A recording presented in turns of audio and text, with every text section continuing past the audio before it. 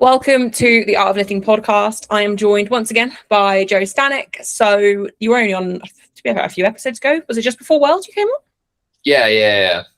Hair was a little shorter. Facial hair was done a little bit worse, but we're here now. We're groomed up, ready for camera. Perfect. So I think we'll just start off talking about Worlds. We spoke a little bit during Worlds, I think, about like the American coaching side, which I've spoken to a few different people about on this anyway. But overall, another great World Championships, But I just wanted to ask how you actually found the World Championships this year. You were there in person, I believe, weren't you? Yes, yeah. So it was definitely it was a cool experience. Obviously, I've been to Druskininkai before for Worlds, and overall it was very similar to the first time. Obviously, without diving into the controversy of what happened there, separate from that, which is obviously awful. I did find it a good experience. The competition, I think, went well. The only complaint that I would say I had would probably just be that the main warm-up room was just crazy hot, but I feel like that's just kind of par for the course these days. I don't know if it's just like a venue thing over in Europe specifically. Like I don't know. Obviously, no offense to those of you who are on the European continent, but all of the venues here are usually like air conditioned, and that's just kind of what I'm used to. So it's nothing besides that I could raise as a complaint. I think everybody did pretty well. Everybody, I think, with the exception of one performance that I was a little unhappy with, I think all of my lifters did pretty darn well. Obviously, Perk won his third world title. We did have some kind of a weird situation in the back, but I don't know if Perk's talked about that. I'm happy to elaborate about it, but it still worked out. Yeah. Okay, so yeah, I'll God, maybe I'm going to out him on this. One of the big things that's different from last Worlds is obviously, Perk brought his daughter this time, and for Sheffield, she was an absolutely perfect angel. For the record, she's always a perfect angel. Be careful what you say. She was just not sleeping, and so usually what happens for Perk, and I think we've talked about this on previous podcasts, I don't know about yours specifically, but he usually just loses weight. Like, it just happens. I think it's just a combination of like when the peak hits him, the travel, all that stuff. Well, because his daughter was not adjusted to the time zone, she just didn't really sleep, and therefore Perk and Sid didn't really sleep. And so I think just that lack of sleep really, really made it hard on his body, and he just didn't lose the weight that he had to. And so we had to do this like sort of last minute gut cut that really wasn't like, super duper ideal. And we also had to recomp in a slightly different way. And he was having, how do I put this? He was having some digestive issues. Let's put it that way. And to make matters worse, he did not tell me about it until like after bench. And so we had like a plan A, plan B scenario, and we definitely had to like go plan B with that scenario because of that particular issue. So just to let that be a lesson to everybody. One, even the best athletes in the world don't always talk about what's happening to them in the moment if they're worried about it. And two, the sooner you tell your coach about a problem, the easier it's going to be for you to be better. So yeah, that was what was going on there. It kind of made squats and bench a little bit harder than we were expecting them to be. But as soon as we got that fixed, obviously we were able to pull a world record deadlift, which was a cool way to kind of salvage the day. And that was definitely our plan B scenario. And it was nice. I was happy that we were able to kind of salvage that after the third squat in particular. I was just like, I didn't really expect that to be hard, but I know. I remember, now we're talking about it, I remember the theme after because he matched the world record total, didn't he? Or did he chip by 2.5? Matched it exactly. And I remember afterwards people being like, oh, but he didn't look that strong. And if you take a step back, you go, he matched the world record total that he hit a few months before that was an unbelievably, like, we can't believe this is happening total. And people are going to sit there and say, he didn't look that strong. Like, our perspective is so warped when it comes to a lot of weight classes now, but especially Perk. But I think I remember I said on one of my recaps that in my head, like, yes, his training looked phenomenal going in, didn't he? He had a really good string of training going into Worlds, but he doesn't need to be at full strength for Worlds. It's Sheffield that's the most important for him, right? And I think next year, I think when I had him on, we were talking about the fact that if Elliot does continue this crazy progression, it's going to be Nationals is really important so that he can get back to Worlds. And then Sheffield is going to be really important. The actual Worlds is kind of the easier of the meets for him, obviously depending on other people's progress over the next year, but seemingly Worlds is the easiest one. So he doesn't need to show up at full strength at Worlds. Like, really, he can have a, quote, bad day, whatever that looks like for Perk. Yeah. I mean, I will tell you, I think we talked about it post-Worlds on KOTL, if I'm not mistaken, so I don't think I'm spoiling anything here. But, like, the general plan for Worlds next year actually is to, like, really go hard. We've talked about it a lot. Obviously we will never underestimate Elliot. He's phenomenal. He's a young guy. He's certainly going to make lots of progress. Like, I'm very much looking forward to watching Rising Tide. I'll be there for that. I'm excited to see what he's going to do. But so long as we're able to beat him and go back to Worlds, that is more than likely going to be the 74 kg finale. Like, the goal is to just put the total record, like, as high as we possibly can in Brazil, because admittedly, I think circumstance wise, it's probably the best chance that we have to do that at the international level, because we don't change time zones. Like, yes, there's still going to be travel, but we're literally in the exact same time zone. It's just fly south. So I think it's a great time to do that. And honestly, I think that, yes, obviously Elliot is phenomenal, but he's the only one that's within striking distance. And I'm not saying that there never will be another, but I think it makes more sense for Perk in his competitive career to kind of go into the 83s, because there's a lot of competition there. And obviously, like, his total record is still higher right now. So I think there's very easily the chance that he could win. I'm not saying by any means that we're underestimating that weight class, because let's face it, it is, like, the most competitive entirely.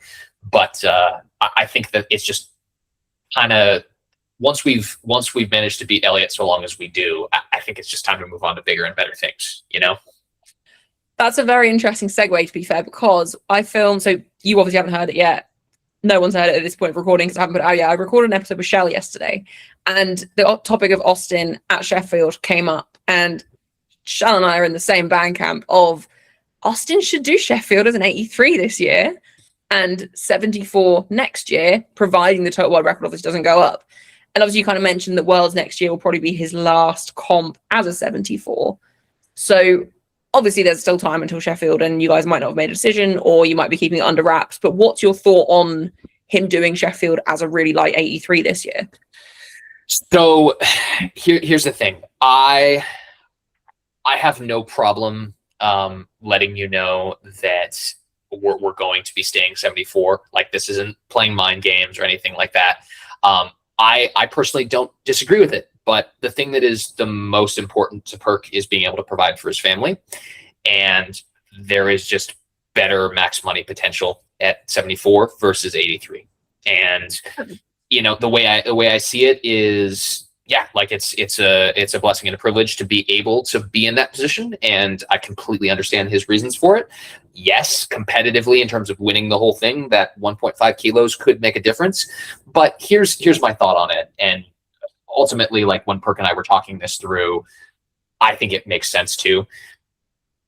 Either way, we're going to be making progress, right? So in the grand scheme of things, that 1.5 kilos shouldn't matter, right? Yeah. I still believe we can, like, go back to back. I really do, because I think that while Rondell and the rest of the field are incredible, and more than likely Rondell is going to be pulling after Austin, that still means that so long as we're on our game, it's going to come down to the final deadlift, right? And Rondell has to execute. And I will say, if there's a lift that I've seen Rondell miss when he does compete at full strength, that last deadlift is usually the one. So I'll never underestimate anybody, but I think a 9-for-9 Austin Perkins wins Sheffield again, regardless of whip class. So I guess the logic one, I've got the world records up in front of me. So the squat world record in the 83s is lower than the 74s, but not by a lot. Austin can obviously take that in either. Neither are out of reach. Bench press, kind of similar. 3 kilos less in the 74s currently. A little bit of a safer target to aim for, especially with bench press. But then I guess the deadlift is nearly 40 kilos difference between 74 and 83. So I guess realistically, if you break it down like that, it does make sense. It does make sense. Just going to say, though, earning potential for back-to-back years might be higher if he went 83. Believe me, I agree. I agree. But you also have to remember, too, that like there's no guarantee that we're going to be back, right? Like that's how we kind of rationalized it out. And again, I don't disagree. Like that was something that came to mind as well. Like, hey, we could potentially, win more money overall if we do it that way. But like Austin is determined to just put up the total as high as he can next Worlds. Yeah. So no matter what, like that is going to be our finale, and that's what he wants. So ultimately, like, I have to respect his wishes, even if that's maybe not what I would advise long term. I completely understand. And again, I'm not saying like we couldn't do it. And I will tell you, he and I have discussed it, and he does eventually want to do the hero cut down to 66 as well. So, that'll happen eventually too. I think me and Shell spoke about that possibility as well, but I can't remember what we spoke about on it. I think we might have spoke about Elliot doing the cut, because I think when I put my podcast up with Elliot, someone suggested him doing it, and I was like, don't encourage a 20-year-old to cut from 74 to 66, please. But no, I mean, Perk, he's not a full 74, is he? Like, he does sit above the weight class, I think, if I'm not mistaken, but like you say, he doesn't usually have to cut because his weight just kind of falls off. Is that right? Yeah, that's the usual. We're working on it though. We're actively trying to. He and I have come up with a plan in general, just to kind of make sure that he's a little bit more on track with everything. Not even just like tracking your macros kind of deal. Like, hey, we're actually going to eat these things. We're going to do it, at specific times throughout the day. Like just typical bro bodybuilder stuff. More so just for in-gym performance more than anything else. Like these past couple of weeks, he's been traveling. He was actually in Sheffield because they did this whole like special presentation thing for the trophies for this year for him and Tiff. And then he and Sid Namara went to New York City for their anniversary. So all that travel has definitely it's had an impact on his body weight for sure. Like that PB set of 4 that he just did, he was below the weight class when he did that session. So, like I think it's just a matter of if we can do that while you're traveling and your body weight is like 162 pounds, imagine what could happen if we're consistent with the nutrition and your body weight's like up there, like in particular in my mind, I think the lift that it's not even like I know that is going to benefit the most from that is the bench press. And that's kind of the one where we have probably the least room, as far as making or missing a world record. So that's the way I'm going to put it to him. It's just like, you want that bench record, man? We got to eat properly. You want to supply for the family? You've got to eat properly. Imagine, right?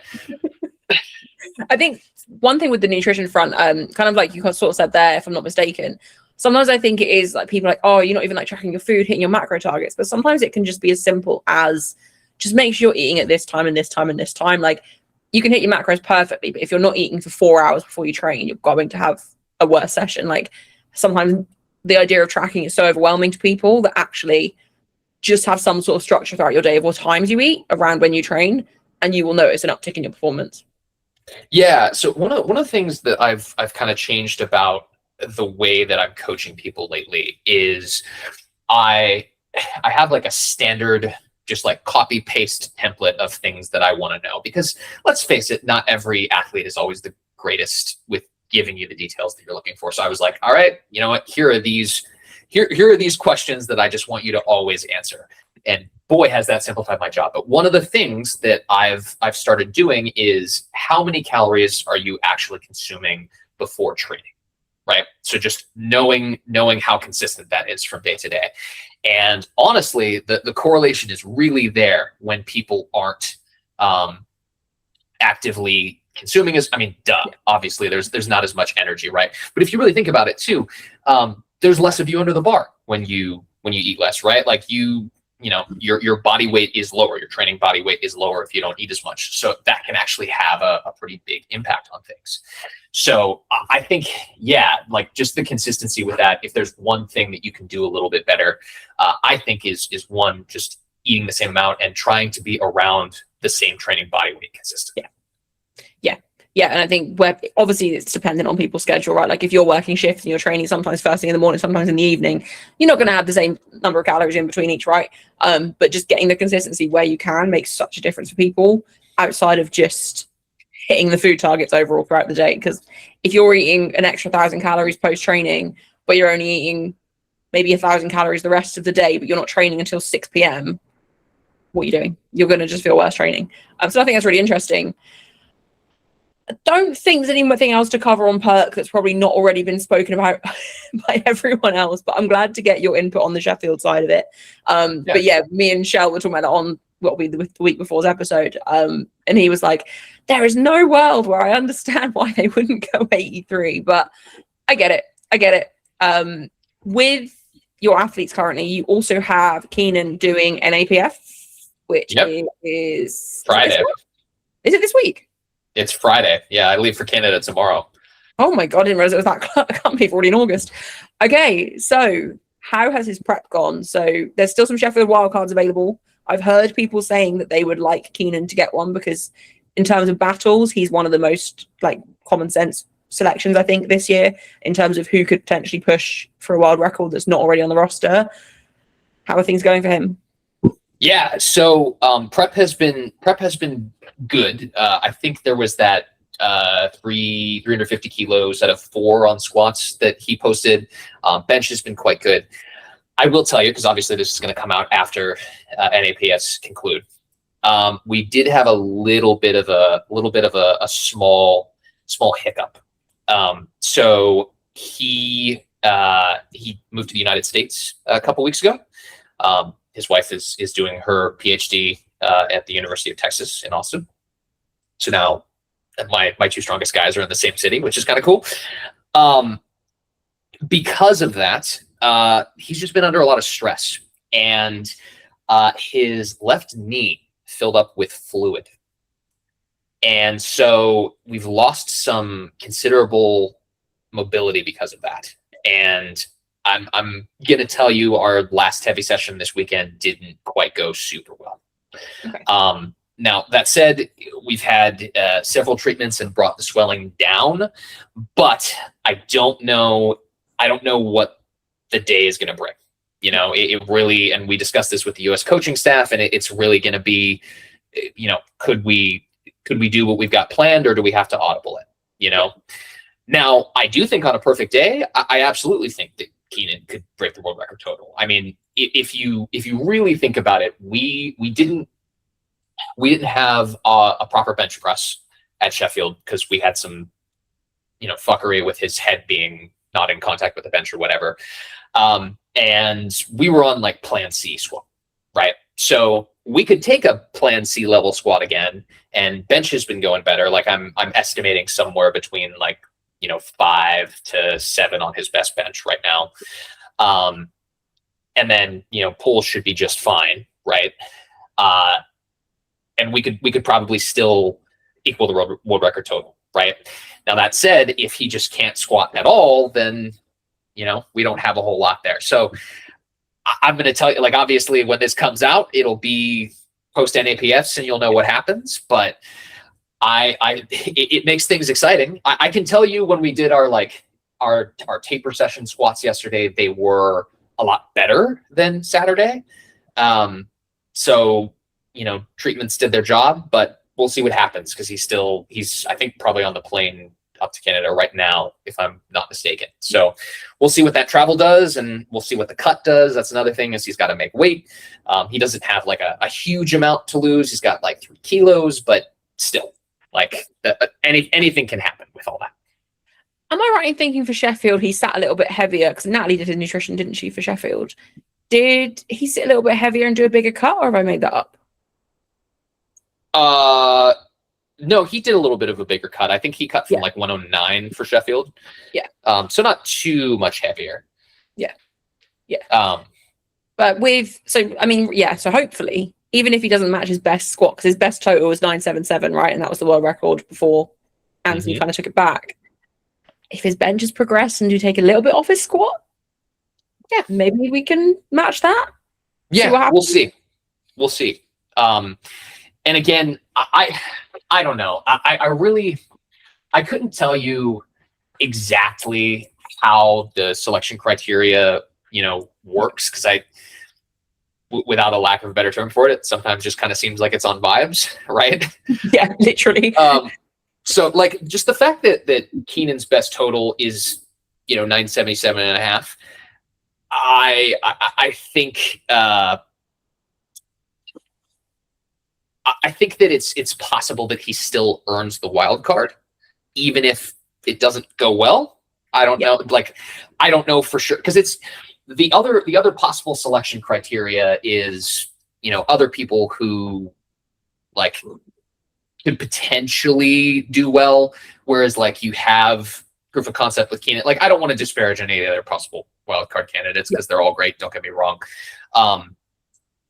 But I don't know, considering Keenan's like that close to the world record total, it's I think there's a pretty good case for it, right? There'd be a lot more back and forth, and you need stories to sell Sheffield tickets, right? And on any one given day, Ant or Keenan could be the first 1,000 kilo total in 105s. The crappy part is for Keenan, like we need to get his knee drained and then he's fine. It has happened before, like while he was in South Korea a while ago, and literally it was just a matter of quick outpatient procedure and then he was fine. But we don't have the ability to do that yet because American healthcare system. But literally, like, he could just have it and be, be fine. So I don't know for sure if he'll get it, but all we can do is just go perform and see what happens and hope that Pete and the rest of the selection committee decide that that's what it takes to create an exciting Sheffield. Because really, I know it sounds strange, but like just having water in your knee, getting rid of that takes 2 seconds and then he feels normal. I don't know how else to put that. Just stick a pin in there. That'll be okay. Do it himself. Be just fine. Like a water balloon. Yeah, it'll be fine. I think the Sheffield criteria, like, I think last year, so January this year's Sheffield, I remember there being so many posts about who was fighting for the wild cards, and I swear they were out by this far away from that Sheffield, because we were only really 3 months away, 3.5, 4 months away. Like that, yeah. But yeah, there's not really a lot of talk about who's kind of vying for them. And I know when I've listened to other podcasts and other people's content and things, a lot of people, obviously GB bias, would like to see like Christian in the 93s, because I think he technically is like the next closest to the world record total, I think. But realistically, he's probably not going to be vying for the total, but he would probably go for the deadlift record. Like, I can definitely see that being something he aims for, which would obviously still be really cool and exciting to see. But, and this is obviously no offense to Christian, I think he's great. That wouldn't sell tickets for the arena. Like, they need the battles to sell the tickets. And when I try and think about who makes sense from a battle perspective, I think Keenan makes the most sense because, like you say, he had the world record total up until recently. He performed really, really well at Sheffield early this year. Even if he doesn't have the meet that he wants, we've got it on record before the day that he's hurt. So there's a reason for it, right? And I think the only other person that a lot of people are saying, if I'm not forgetting anyone, in terms of the battles, would be like Joe. But obviously at Worlds, he just didn't have that performance that kind of he needed to solidify himself in that position. But I don't know if you can think of anyone else in terms of a battle that would make more sense. Yeah, I mean, we already have the 59s going for round 2, right? So that's kind of taken care of. Yeah, I can't really think of anybody else. I mean, I guess, maybe if you wanted to go like 293s, like you could technically, go for Emil, I guess, like if you wanted to do that, but I don't know. I feel like that like 93 kilo battle at Sheffield is almost like played out at this point. Yeah. And I, like I just I don't know. Yeah, I can't think of anybody else, and We don't have another weight class with 2 people that close. I think 93s would make sense, but if you're going to take another 93, surely you can't take Emil or even Gustav, depending on what he does. He's doing Rising Tide, I think, isn't he? If Christian beat them at Worlds, if Christian beat them at Worlds, can you really do that? Well, yeah, I'm saying like if you wanted to go like give both wild cards to 93s, like Christian would be the first choice, but I'm saying like whoever you would give that next one to. But yeah, I don't know. I think honestly, I think it's Keenan and Joe. Like I think it makes the most sense as far as like excitement, and I haven't exactly narrowed it down to like certain criteria, but if there's one other thing besides like potential to break the world record, it's just like how much excitement does that person being there generate for that. I mean, this is the first year that they have this is the first year they have the arena, right? So they're looking to try to sell that out completely. I think you have to do it based on battles. So I don't know. The only other person off the top of my head is actually our fellow American competitor who's going with us, Joshua Joachim. He I think would also be an exciting wild card, because then you get a 3-way battle in the 105s. Now I don't know.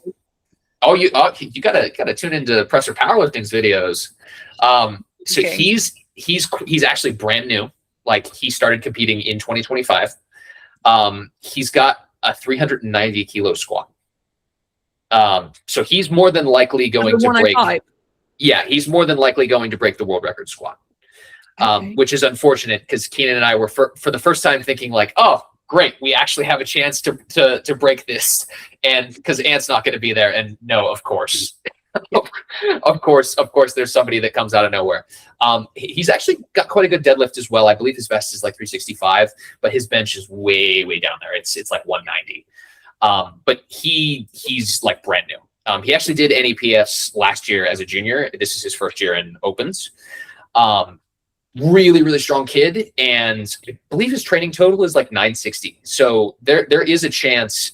And honestly, like that's kind of our game plan for NAPFs, is like we're not even necessarily concerned with like the total. We just want to make sure that we come out in first place, just to make sure like we get priority when it comes to the wild card. But I do think he would be a cool selection. Now, of course, I'm sure that the selection committee is going to be like, not another American, but as far as like there being a 3-way battle, you've got the 2 veterans and the young. Well, can you call Ant a veteran? I guess you technically can, because To be honest, I think if you've been around more than 3 years now, you're a veteran. I think that's the criteria at this point. It seems that way. I think ultimately, I think that would be very exciting personally. But you never know. I don't know ultimately what the best decision is there. And I will tell you, I think if I was betting man, I would still say it would be Keenan and Joe, simply because that A3 battle is something that like everybody gets hyped up for. And it would really be exciting for me to put Perk into that too. But I think I said to Shell, I was like, if he goes in as a 74, just overfeed him the day before, just force him to eat something so that he ends up weighing in 74.1. That would be it. Sabotage his weight cut, please. If Joe goes as well, please sabotage his weight cut so he has to compete with Ade and Joe. I know he would love to go mano-a-mano with Joe. I know that would be something that he's looking forward to, but I think that's a next Sheffield thing and beyond. Yeah, no, that makes sense. I'm excited to see who they pick, but I think it's a hard one because obviously we're sitting here, we're saying 2 Americans, and I know a lot of people get annoyed when it is like it's always Americans, but realistically, the talent pool is just higher. Like, you have so many more lift, like the size of America, you have so many more people anyway. And you know, that is just where these better lifters currently are, like, and they have a big following. So in terms of selling tickets, it would make sense. I think like someone like Christian would sell a lot of tickets for the fact that he is from the UK. But yeah, if we're looking at battles in the weight class, I think I agree with you that Joe and Keenan definitely make the most sense there. Yeah, for sure. And ultimately, like, that this is one of the issues with the idea of like trying to showcase the entire world in Sheffield. Like, yes, that's what you want to do, obviously, but you know, yeah, we do have, at least on the men's side, we have a large concentration of the, that's not just to disparage the women here in the US, but I think it's a little bit more evenly spread amongst the rest of the world on the female side of powerlifting. So I don't know. We'll see what happens. I'm curious. Do you have any thoughts on who the women wildcards are going to be? I don't think I've given it much thought, to be fair. I think it's just so hard to tell now. I think that's even harder. Like, I don't know. I think for me, Carlina, I would love to see, because we know that Worlds wasn't her best performance. Like, she looked stupidly strong at Worlds, and if her squad had counted, who knows where her total could have kind of been. I think her and Zayana running it back would be really, really cool. But other than that, I'm sure I'm just not thinking of some really obvious people. I mean, Sunita. Again, I was literally just to say, I just assume she's there already, I think, in my head. Yeah, not to get into the obvious controversy, but I think it would be a very good look. She obviously is an incredible athlete who has been to Sheffield before, who is absolutely deserving of it, especially after what happened to her. I think she's very deserving there. It's just that second one that I can't really pinpoint off the top of my head. Yeah, I think even, obviously, like we said, everything that happened with Sunita's lifts was awful. But even if that hadn't have happened, I think everyone still wanted her to get the wild card. Like, even if none of that had happened and just the day played out how it did, we all want to see Sunita at Sheffield, because who doesn't want to watch her and Brittany go backwards and forwards again and again and again? Like, it is the most exciting battle on the women's side, for me at least. I agree. Yeah, I think it makes for a really interesting study in powerlifting as well, right? You've got somebody who's probably a little bit more well-rounded in Brit, but especially has like the crazy deadlift. And then, you know, you've got Sunita, who's just such an amazing squatter. You know, kind of going back and forth between those two archetypes is definitely a study in powerlifting, if you will. Yeah. I think that would be the best choice. And not just because of what happened, I agree, but because it is the best battle. It's someone who's deserving. Who doesn't want to watch a woman squatting nearly 340 kilos, probably over 340 kilos by the time it gets here?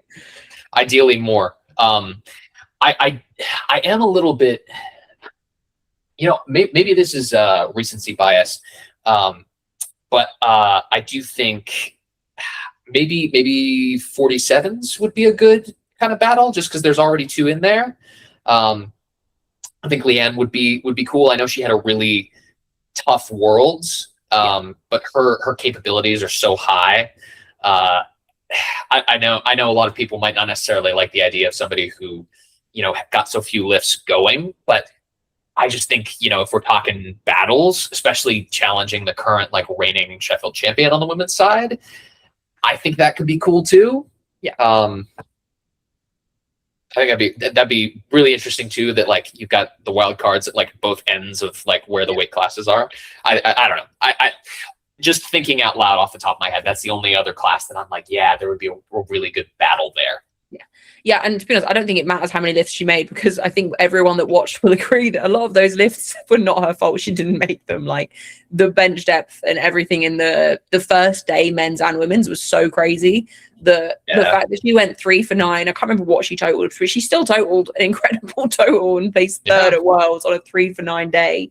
I definitely think it's not like she goes 3 for 9 ever. Like, I remember speaking to Marcellus, she normally goes like 7, 8 for 9. Like, she's very consistent at pretty much every single meet she's ever done. So you can definitely make a good case for that as well. And I still think Tiff's top end is just like a crazy high number at the moment, but you just don't know until the day do. And I think Amelie and Leanne both, like Leanne with the deadlift, for example, like, who knows what she could pull if she needed to on the day for like a Sheffield podium spot.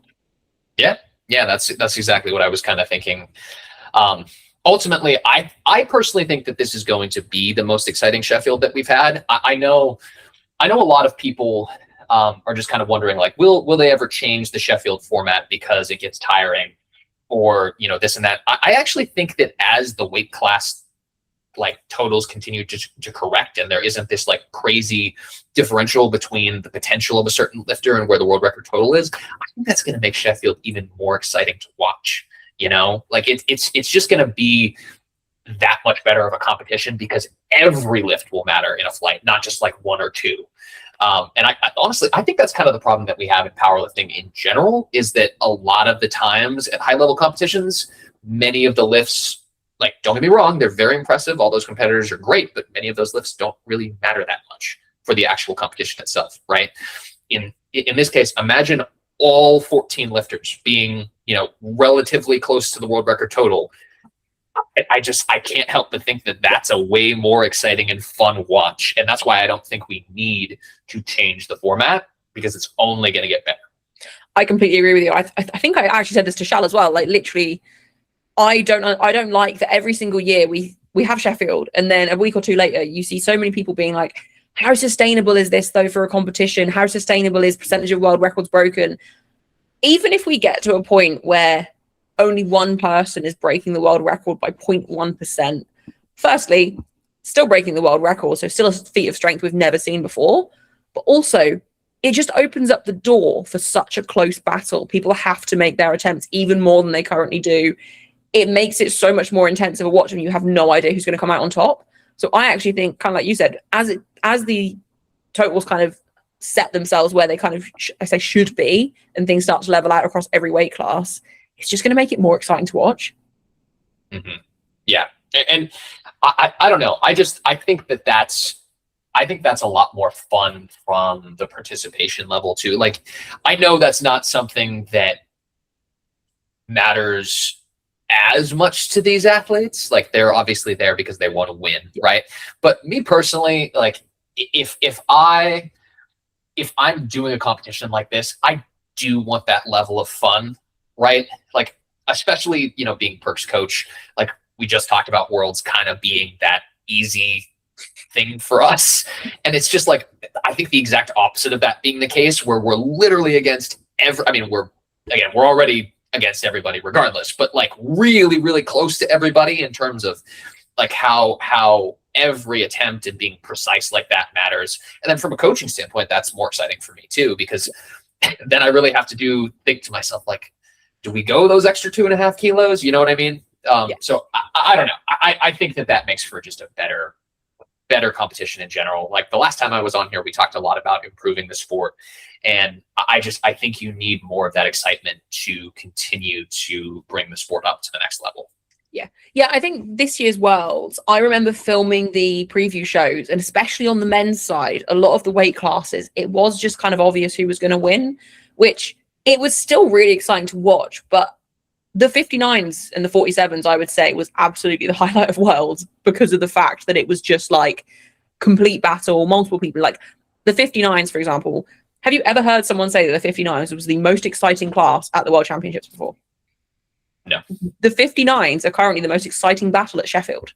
Like, yeah, we need more weight classes like that, where we just have people so close together, neck and neck until the end. And that's why, like, I think the 83s was supposed to be that as well, like it usually is. But obviously, Duran's getting hurt, Joe getting hurt, and then I think it was that opening benches, both of them were like RP10, and we were like, okay, this is kind of our days to lose now, and it kind of played itself out there. But the potential, it had to be the most exciting. Like, that's the sort of battle that's going to bring normal everyday people in to watch powerlifting, because it is actually keeping you on the edge of your seat the entire, like, which weight class was it on the women's? I think it was the 69s for the women's, where literally, I think 2nd through to 8th was pretty much a battle the entire way through. Or might have been 3rd through to 8th, but like, we had people changing. I remember I did recaps of every single session on like the primetime sessions. And I remember most classes, I was just making notes on like maybe between 3 and 5 people.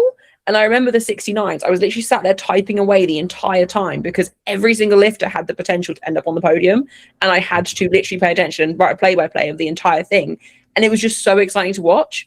And yeah, if we want to make powerlifting more mainstream, like, kind of need to get that across pretty much every weight class, which will happen. Obviously, the more people that enter the sport, we see it.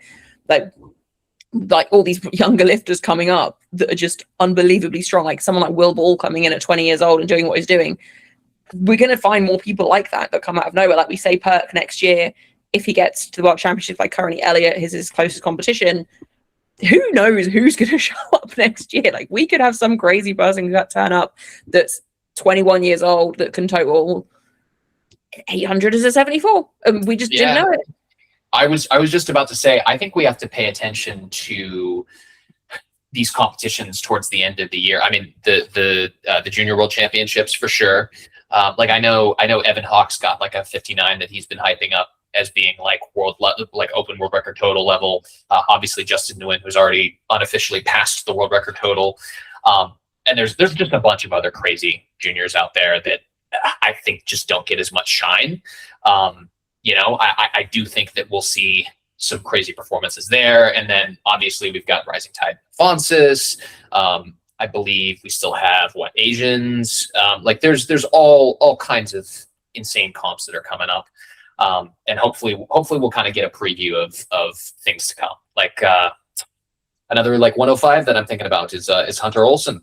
Like he obviously is crazy. He's that kid that pulled 400 kilos, lightest person to ever do it. Like, there's plenty of crazy people that I think haven't necessarily gotten their shine yet that, come next year. Who's the 120 plus in America with the crazy squat? I literally have him on Instagram. I can't remember his name. My mind's gone blank. There's a 120 plus that's like going to rival Jesus probably at nationals. Lifts by Lou. Yeah. I can't think of his actual name. Oh my goodness. I for some reason can't. I'm embarrassed that I can't remember that off the top of my head. Well, it doesn't say it in his profile either, so we're in the clear. But yeah, Lifts by Lou on Instagram. That's what we'll do with everyone follow him. Yeah, because I think he's in Rising Tide, if I'm not mistaken. Like, so we'll get to see him here real soon in Powerlifting America. But yeah, like that battle's going to go crazy at the national championships this year. Like, yeah, I think we're going to have a fantastic year. And I only think powerlifting is going to continue to get more competitive so long as we continue to do our due diligence with promotion, which again, my feelings on that. We've got to make some changes with that to continue to ensure the growth of the sport. Yeah, I mean, it's heading in the right direction, and that's the important thing. But the fact that we're sitting here saying there's someone that could rival Jesus next year, no one would have ever imagined that even being possible. And I think what makes it more interesting with the super heavyweights as well is they can't lift their top end strength that often, or they're just going to get hurt / just not recover. So thinking about how, because was it last World Championships where I think the heat got to Jesus and maybe he had an adductor strain, so they decided to pull back on squats, and then he couldn't actually deadlift what you needed to qualify for Sheffield. Like, correct. For that to be able to happen to Jesus of all people, now add in the mix that he's going to have an actual battle at nationals that he has to compete at, as well as then show up at Worlds and hit some, because the way he showed up, was it the SBD meet last year where he unofficially broke the world record again? Yeah, he did. Yeah, so we know he's capable of breaking the world record again. If he does that this Sheffield, nationals he has to show up. Worlds he'll have to hit an even higher total than he did the year that he missed the total because he's pushed the world record up again. And then Sheffield again. Like, it's just, when you look back and you see all these people coming in, like, it's going to be insane. And I wonder where we're going to be in another 2 years, even a year, but another 2 years. Who knows who's going to come out? Yeah, I think I'll make 3 predictions in this case. One, I think that the total participation in powerlifting is going to be up massively. Right. Yeah. I just think it's going to continue to get more popular. 2, I think that the average age of open world champions is going to go down. I just think that the overall participation level at a younger age is just evident of that. And I think that we get more and more people that tend to not focus on other sports at a younger age now, which may or may not be a good thing. But because of that, I think we'll see more and more young individuals that are just coming out of nowhere that are just crazy, like Will Ball style, just be able to beat all these older ladies and gentlemen in their weight classes. And I think the third thing, and I'm hoping that I'm right with this, I think that we're going to start to see more and more examples of just bigger involvement from larger and larger companies in powerlifting. And that's kind of I don't know, there's a couple of behind the scenes things going on that I've heard about that I'm excited by, that I think is going to mean more growth for the sport in that sort of realm. Yeah. And I hope that means that there's going to be more opportunities passed on to the athletes, because honestly, I just think that the way that we really get that next big boom in the totals is by athletes getting more of a chance to be like true professionals. Yeah, I think even like on the money side of it with powerlifting, obviously there are now more and more chances to earn money through the sport. And I think like America having more money means that really rise that. And I think we don't have them in the UK at this point, obviously Sheffield, but that's obviously international, but more things like that. And even if people aren't necessarily earning a full-time wage from powerlifting, being able to drop your hours to part-time in whatever job you have would be such a big thing for a lot of these athletes. Like I think Carlina has I think she maybe dropped her days so that she can train more to keep up with the constant like rising standards and everything. So obviously being a doctor, working crazy hours doing that, and then going to train and be at that level, like it does take its toll. So like, what are we going to see if more people have the opportunity to just like cut back their hours? Like I think a lot of European countries have some level of funding, whether that's just funding the international travel and things like that. I think the Netherlands have a program that if you place, maybe top 8 or top 5 at Worlds, the Open World Championships, they give you some kind of salary for the year. I don't think it's anything incredible, but it's enough that you don't have to work as much, and it takes some of that stress. I think a big thing of it is also stress. Like if you're stressing about paying your bills and fitting in all of these extra shifts at work or whatever else so that you can afford to travel internationally, that's going to take a toll on your recovery. Yeah, I actually, I've got no qualms with saying this in public. I had a conversation with Robert Keller about this. I firmly believe here in the US that there should be some kind of athletes fund that Powerlifting America has. I don't know exactly how that would be structured, but something that sponsorships pay into, that maybe the money is invested, and over time, the fund is used to make the cost of powerlifting lower for national team members. Like the way that I phrased it to him, and obviously it can work a lot of different ways, but provided you continue to pass your drug tests, I think if you are an open national champion for that calendar year leading up to the next national championships, I think you should have some kind of stipend.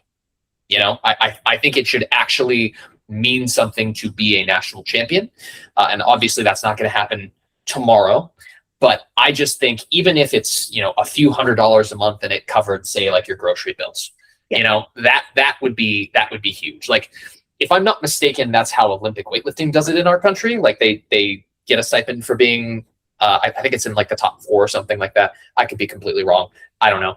But regardless, like just having something like that where you actually are a paid professional for powerlifting, for putting all this time and effort in, I think would be huge. And I even said, like, over time, we should then expand that to all of the other teams, the masters and the juniors. Like, just creating something like that, I think would just do so much good for the sport of powerlifting. And honestly, like, it would make the Fed look really good. Like, let's face it, and this isn't just a Powerlifting America exclusive thing. I think a lot of people have problems with the decisions that the various federations make. Yeah. If you want to look good to your lifters, that's one way to really do it, is to give back to them in that way. I think a lot of people's gripes with federations, whichever, like the UK has a lot of different federations, and anything negative that comes out about the IPF, everyone jumped like from these other feds is like, why do you guys keep competing with this federation? They're only gonna respond if you leave, and then they have to do something to get their membership up. And I think doing something along those lines to just show that you are in favor of the lifter, which I know the federations are, it's just things happen. People are making decisions that other people don't like. You can't get everything right all the time. But if, like you say, if you just covered a couple £100 a month or a couple $100 a month, put towards food, or to cover the cost of hiring a nutrition coach. Because if you look at the cost of coaching, like if you've got a powerlifting coach a nutrition coach, if you need physio or any kind of sports therapy treatments, anything like that, that's a lot of your paycheck gone if you work a very normal job. So if the federations could give something back to help fund some of that, that would do so much. And like with America, you guys have Powerlifting America, you have USAPL. A lot of USAPL lifters would really probably respect the fact that Powerlifting America is clearly looking after the athlete. And it has to start with one. Like you say, it'd be great to be able to do that for Open, Masters, Juniors, like all of the teams, but no one can do that straight away. So if you start with the Open, and then if it all works well, and then more funds come in from more increased membership, you can then expand it maybe to the juniors first and then to the masters. And I think that would be such a good thing to have in the sport. Yeah. I think you can't say that you're making decisions for the athletes and then not actually giving back, and that is, again, not just a Powerlifting America thing. That's not just an IPF thing. That is every powerlifting federation that exists in the world. I swear they are all the same with their messaging, saying we're doing this for the athletes, and we want it to be for the athletes. And then many of those decisions are done in the opposite direction of that. And it takes the concern of either a group of individuals, like the athletes and coaches, or even just public outcry to actually get something done there. And again, that's not to disparage the people that run these federations. Obviously, it is not an easy job to do, and you can't please everybody. But yeah, there's a lot of decisions that are just made that just don't go in the direction of being for the people that are actually part of the federation. So I think the sooner we start to shift those decisions in that way, the more the sport is going to grow. And so, I just think that that's the best thing that we can do, Yeah, no, I completely agree. And I think it's worth also just pointing out, like, it's not just a powerlifting issue. Like, every company in every aspect of the world, people will complain at the decisions being made, and it is a very universal thing. But we have to, if something comes out that we're not happy with, we have to report it back. We have to go to the IPF, go to the proper channels and feed it back, and then hopefully they will listen and do something about it. But we're heading in the right direction. I think no one can argue that we're not heading in the right direction when it comes to more athlete support. I think it's just, we still are, like, classic powerlifting is still new. It's still really new. It's an accessible sport for most people. Obviously, that's a very broad thing, because when you add in, slightly, especially with America traveling for nationals and things, it then becomes very non-accessible for a lot of people just because of flights and hotels and things like that. But entry level, if you go to a gym, you can start powerlifting. You don't need the knee sleeves, the belt, anything like that. You don't need a coach. You can get a free program. So it's an accessible sport. It's having this really quick growth. What can we do to push the growth even more and encourage more people in? And I think if it's just seen to be a federation and a sport that really looks after the people involved, that's going to do that. Yep, exactly. That's kind of my thought. Because I know a lot of people listening might be like, well, I'm never going to be Open national champion, or I'm never going to be junior national champion, whatever. Like, why would I care if those athletes are getting support? And the way I see it is that's only going to trickle down to you. Like the greater that those athletes at the top end are performing, the more eyes that are going to be on the sport, the more money that is in the sport, and therefore the greater your experience, even as just a hobbyist competitor, is going to be. So I just think that if we shift the mentality of these decisions more towards the athlete in that way, I think it can only benefit everybody who participates. Yeah, no, I completely agree. We will start wrapping up because we are running short on time. I really appreciate you coming on. Have you got anything coming up you want to shout out at all? Yeah. So last time I was on here, I talked about starting up a free program, and I'm happy to say that is live now. So if you go to onerepmethods.com, you can put in your email, and there is a free couple of training templates that are available for people. So you can just check that out on my website. If you're somebody who is just looking for a free powerlifting program to run, there are 2 templates, one for males, one for females. Check it out. It's something that I'm pretty proud of. Other than that, you can check me out on Instagram. I've been posting on there a lot more recently, putting out some informational stuff. So check that out as well. It's at One Rep Methods, the number 1. Perfect. Thank you very much. I think that's a nice little bit to add in at the end there after about how to get more people getting into the sport. Free training programs. There you go. There you go. You've got one there. Yep. No, I really appreciate you making the time to come on. It's been a good chat, and hopefully people can get some value out of the stuff we've spoken through. Yeah, for sure.